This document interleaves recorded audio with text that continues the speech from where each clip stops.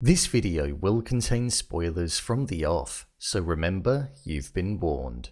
The final season of Ted Lasso has drawn to a close, and it's safe to say that it was definitely an emotional watch. With a show that is used to evoking as many tears as it does laughter, I think we can all agree that it's a shame that it's now over. As with every show that's out there, there was a lot of pressure that was put upon it to be able to finish it in a way that suited the characters and the narrative that we'd spent 3 seasons watching. And I feel it definitely did that, so I thought it would be worth breaking down and explaining why I feel the ending to the show was so well suited and perfect. So let's get into it. Here is why Ted Lasso has the perfect ending. Just to let you know, this video will contain spoilers. The best way to break this video down is by breaking it down into a couple of different sections. Let's start with the way that the characters' stories ended. One thing that made this show so great, and I think strengthened the connection that we viewers had with the story, was the characters, and the way that they were written and performed. We saw lots of these characters undergo transformations over the course of the 3 seasons, and we saw a lot of them have groundbreaking transformations in this final one. Each character's journey and arc was handled so delicately, and treated with the amount of attention and care that it needed for it to feel complete when those credits rolled for the final time. If we start off by taking a look at Ted, this season was all about Ted being split between 2 conflicts in his mind. The yearning to be back home in the States with his son, and also the desire to stay with the club following them being promoted to the Premier League.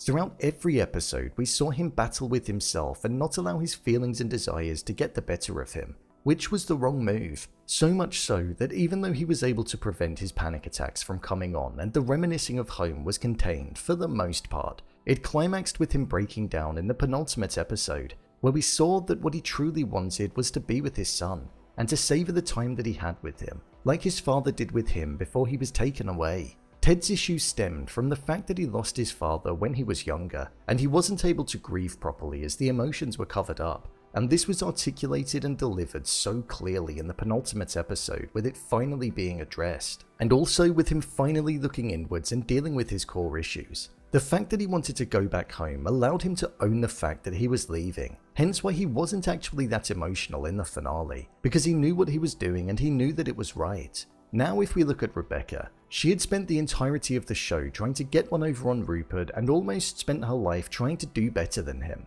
But within this season, although there was an ounce of that which was present, it was more about her coming to terms with who she was as an individual, and moving on from having him constantly on her mind. The use of the psychic signs was the perfect way for us to be able to visually see Rebecca's growth. All of those signs mattered, and they held importance to her, and they ultimately led her to meeting the mystery man from Amsterdam right at the end, showing that once she found happiness with herself, she was then able to share that happiness with somebody else. The friendship between Ted and Rebecca was something that ended perfectly too. I'm so glad that they didn't try to make a romance between the both of them, because I feel it would have cheapened it slightly, but instead we saw a deep friendship connection that they shared with one another that they didn't have with anybody else. With them saying goodbye the way that they did, and with Rebecca getting extremely emotional, it really allowed the emotions to be translated across the screen well, and for us to feel everything that she was feeling. Now let's move on to Roy.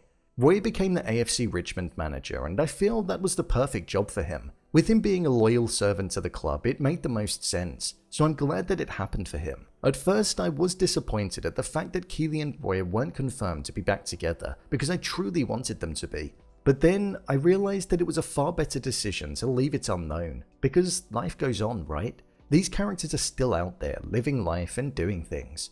There was a deep connection between them, and the possibility that they could have potentially continued to grow closer and ultimately ended up together. With Roy getting help from Dr. Sharon right at the end, it also showed that he himself was ready to take a look inwards.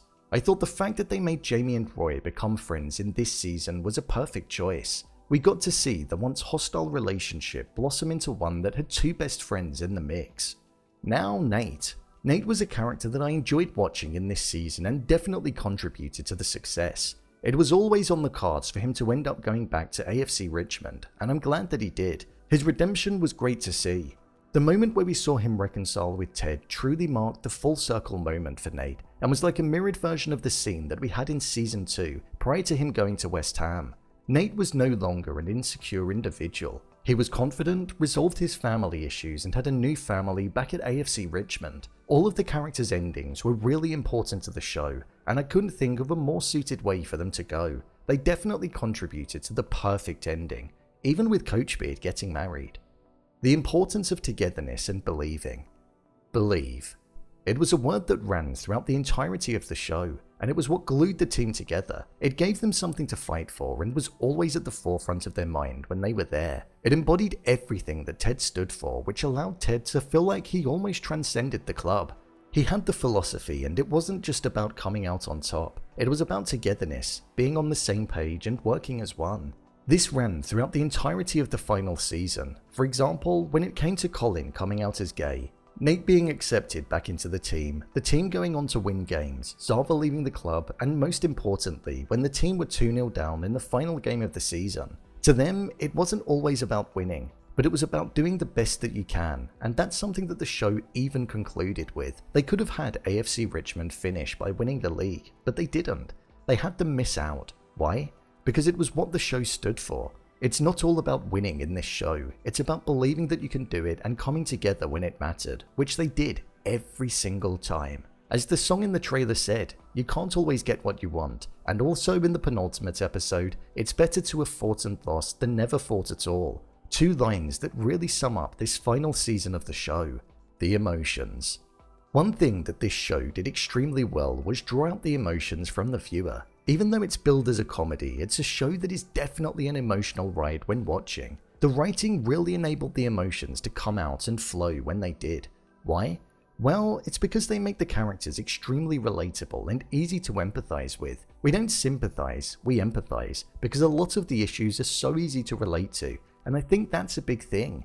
Whether it be watching Ted leave, that can be related to just having to say goodbye to somebody, Ted wanting to go home, we've all missed somebody in the past, Rebecca moving on and owning her mindset, we've all had to have growth and development before too, so it's extremely easy to relate to the issues that the characters were going through. Despite the humour and the comedy that's there, its fusion with heavy subjects and serious topics is what allowed this show to form the identity that it had, and for that, it will forever be remembered.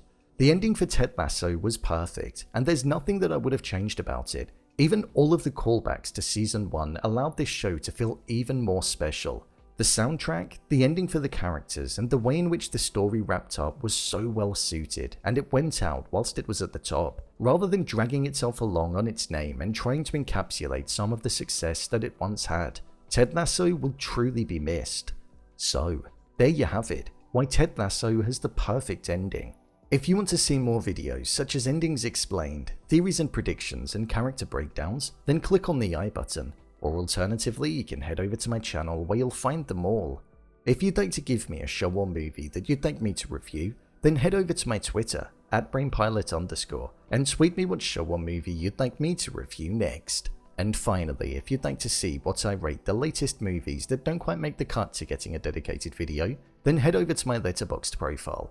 It's where I rate the latest releases in real time. Do you think the finale was perfect? Leave a comment down below, and don't forget to subscribe. I'll see you next time.